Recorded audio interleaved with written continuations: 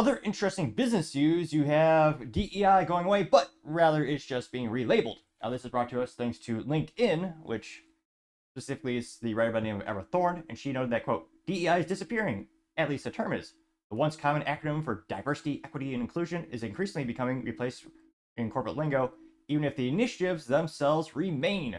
Washington Post reports Starbucks is subbing in talent performance for representation goals in its executive bonus incentives. Molson Coors has stopped using DEI altogether. So why the change? Some firms believe DEI programs should be expanded to include more groups.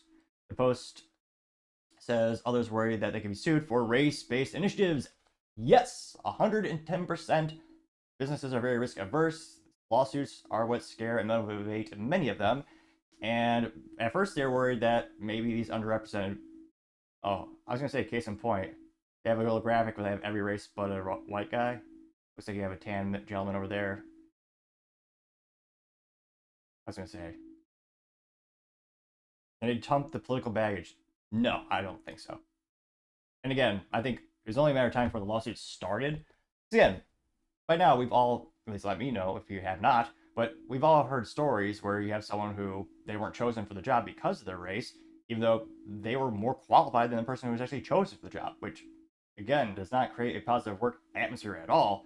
I would argue actually has the opposite effect of what DEI claims to be, what their goal is.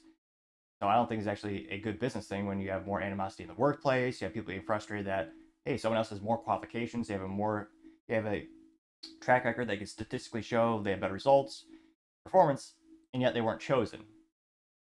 So I'm not too surprised. You also see the same thing with ESG scores. Now, ESG used to be in every fiscal report of all these Fortune 500 companies because there are some investors who specifically will invest in them because of that. Now, even companies like McDonald's, even they remove those terms. So last fiscal was at Q4 2023, during one of those fiscal reports, their updates to the public, they removed, and from the public website, they removed all mentions of ESG, which stands for Environmental Social Governance Score, which, hilariously enough, companies like tobacco companies and oil companies have higher grades than electric car companies only if you're Tesla, which many people helps fuel the theory that it's just nothing more than Marxist ideology, and it's just basically favoritism, not actually based on statistics. But nevertheless, it will be interesting to see. Every business is going to try to relabel this. Now, will they be successful in this? Do you think they'll actually change their practices to be more inclusive? Because again, if you're truly inclusive, that means you take every resume possible because you want the best candidate. You want to have the best in your workforce, and to me, that's what a man should always be judged by: their merit. What's their background? What statistically have they done? Have they hit? Well, sales is pretty rudimentary, easy to kind of measure. Did he hit 110% quota last year? Did he hit 95% quota? I mean, there are some certain jobs that are easier to statistically analyze and measure, so to say.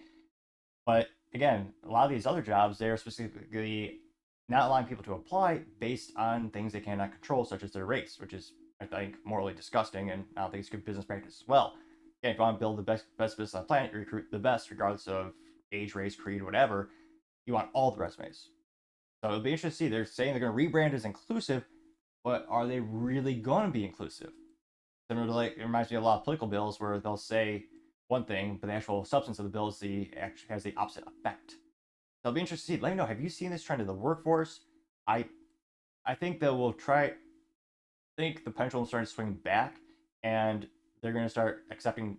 Well, they should accept every single resume and not discriminate anymore, because again, the lawsuits are what really is going to move the pendulum even more than the culture in some cases, I might argue, because again, these businesses don't want to get sued.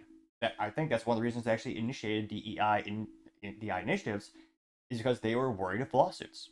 And in some cases, just having a DEI program is used as evidence in court to say, hey, we're not racist. We do have these initiatives right here. Even the program isn't active. You just having the program, and depending on your federal contracting status, depending on who is in office, you also have to have one in order to get federal contracts. So there are many mechanisms and reasons for why these things were initiated. But at the end of the day, it'll be interesting to see, do they stand the test of time, and how long do businesses embrace them until they pivot to different methodologies?